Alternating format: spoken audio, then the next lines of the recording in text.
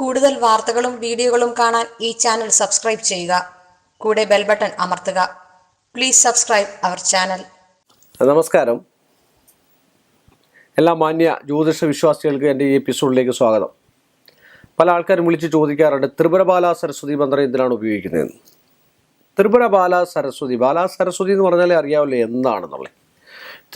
ത്രിപുരബാല സരസ്വതി എന്ന് വെച്ചാൽ അത്യുഗ്ര ശക്തിയുള്ള സമ്പന്നതയ്ക്ക് വിദ്യയ്ക്ക് ഏറ്റവും അത്യുഗ്ര ശക്തിയുള്ള ഒരു മന്ത്രമാണ് ത്രിപുരബാല സരസ്വതി. അത് ആ മന്ത്രം നമ്മുടെ വീട്ടിൽ ജപിക്കുന്നതും കൊച്ചുകുട്ടികൾ ജപിക്കുന്നതും പിന്നെ എന്താ പറയുക, വിദ്യാഭ്യാസം ചെയ്യുന്നവർ ജപിക്കുന്നതും പുതിയ ജോലി കിട്ടാൻ വേണ്ടി ലഭിക്കുന്നവരും വിദ്യാരാജ്ഞി മന്ത്രം, ത്രിപുരബാല സരസ്വതി മന്ത്രം, ഇതൊക്കെ ജപിക്കുന്നത് നല്ലതാണ്. ആ ത്രിപുരബാല സരസ്വതി മന്ത്രം കൊണ്ട് തന്നെയാണ്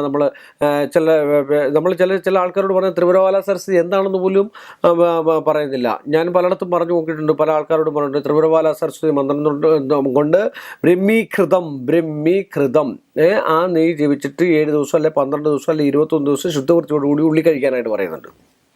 അതിൻ്റെ മറ്റ് ശത്രുതയും കണ്ണുദോഷവും കിട്ടാനാണ് നീലകണ്ഠ ത്രക്ഷരി എന്ന് പറയുന്ന ഒരു 3 അക്ഷരമുള്ള മന്ത്രമുണ്ട്.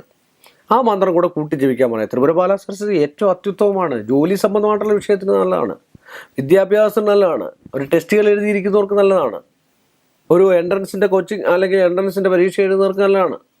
ഇതിനെല്ലാം ഉപയുക്തമായിട്ടുള്ള, അതുപോലെ തന്നെ ത്രിപുരബാല സരസ്വതി നമ്മൾ വിദേശത്ത് പോകാനായിട്ട് അങ്ങനെയൊക്കെയുള്ളിടത്ത് പോകാനായിട്ട് ഒരുപാട് ആഗ്രഹിച്ച ആൾക്കാർ വന്നിട്ട് ഇതിനെല്ലാം തടസ്സമാണ്. ഇന്ന പരീക്ഷ എഴുതിയിട്ട് ജയിക്കുന്നില്ല. പരീക്ഷാ വിജയങ്ങളിലും സരസ്വതീ സംബന്ധമായിട്ട്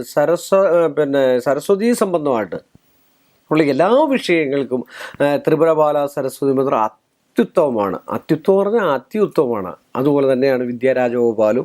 അതുപോലെ തന്നെ ഒരുപാട് സരസ്വതി മന്ത്രങ്ങളുണ്ട്. അത് ചുമ്മാതാണെങ്കിൽ പോലും ഓം സം സരസ്വത്യേ നമഃ അതെന്നും പറഞ്ഞിട്ട് യാഗം എന്തു തുഷാരഹാരധവളായ ശുഭ്രവസ്ത്രാവൃത യാ വീണ വരദണ്ഡമണ്ഡിതകര എന്ന് പറയുന്ന സ്തോത്രം, ഇതൊക്കെ നിത്യവും പാരായണം ചെയ്യുന്നത് കൊച്ചുകുട്ടികൾക്കും വിദ്യ ഉപയോഗിക്കുന്നവർക്കും, അതുപോലെ വീടിൻ്റെ വടക്ക് ഭാഗത്തിരുന്ന് ജപിക്കുകയാണെങ്കിൽ ഏറ്റവും ഉത്തമമാണെന്നാണ്. പഠനമുറി തന്നെ വടക്ക് ഭാഗത്ത് വരണമെന്നാണ് അല്ലേ. ഒരു ഗൃഹനാഥൻ കിടക്കുന്നത് തെക്ക് ഭാഗത്തായിരിക്കണമെന്നാണ്. ഇങ്ങനെയൊക്കെ ശാസ്ത്രങ്ങളിൽ അനുഷ്ഠിക്കുന്നുണ്ട്. അത് എന്താണെന്ന് വെച്ചാൽ നമുക്കൊരു പോസിറ്റീവ് എനർജിയും ആ ബുദ്ധിശക്തി വളരാനും വെളുപ്പിന് എണീറ്റാൽ പഠിച്ചാലുള്ള ഒരു ഉത്തേജനം കിട്ടാനും ആ പഠിച്ചു കഴിഞ്ഞാൽ മറവിയില്ലാതിരിക്കാനും ഒക്കെയാണ് ഇരുന്നത്. അതുകൊണ്ട് ത്രിപുരബാല സരസ്വതി മന്ത്രവും ത്രിപുരബാല സരസ്വതി യന്ത്രവും കൊച്ചു കുട്ടികൾക്കും വലിയ ആൾക്കാർക്കും പരീക്ഷാദി വിജയങ്ങൾക്ക് സാരസ്വതപ്രദമായിട്ടുള്ള സരസ്വതി വിദ്യയ്ക്ക് സരസ്വതി വിദ്യാലയം എന്നാണ് പറയുക. അപ്പോൾ അങ്ങനെയൊക്കെയുള്ള ആൾക്കാർക്ക് ഇത് ഉപയോഗിക്കുന്നത്, അതുപോലെ സാറുമാർക്ക് പോലും ടീച്ചേഴ്സിന് പോലും ഉപയോഗിക്കുന്നത് നല്ലതാണ്. കാര്യം ചില ടീച്ചേഴ്സ് വന്നു കഴിഞ്ഞാൽ ക്ലാസ് റൂമിൽ ഇരുന്ന് കഴിഞ്ഞാൽ ഉറങ്ങുകയാണെന്നാണ് പറയുന്നത്. ഇരുന്നുറങ്ങിപ്പോൾ ഇന്നിപ്പോൾ കസേരയും മേശമൊന്നും ഇല്ലെന്ന് എനിക്ക് തോന്നുന്നത്. ഇരുന്നുറങ്ങിപ്പോൾ അവർക്ക് പോലും കുട്ടികളെ പഠിപ്പിക്കാനും ബുദ്ധിയും ഒക്കെ ഉണ്ടാക്കിയെടുക്കാൻ ഈ ത്രിപുരബാല സരസ്വതി മന്ത്രം ഏറ്റവും ഉത്തമമാണ്. എന്നും ജപിക്കുന്നത് കുട്ടികൾക്ക് പോലും അഭിമാനമാണ്.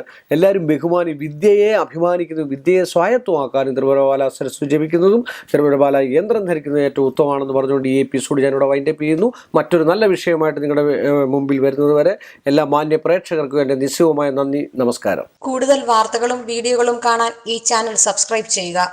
കൂടെ ബെൽ ബട്ടൺ അമർത്തുക. Please subscribe our channel.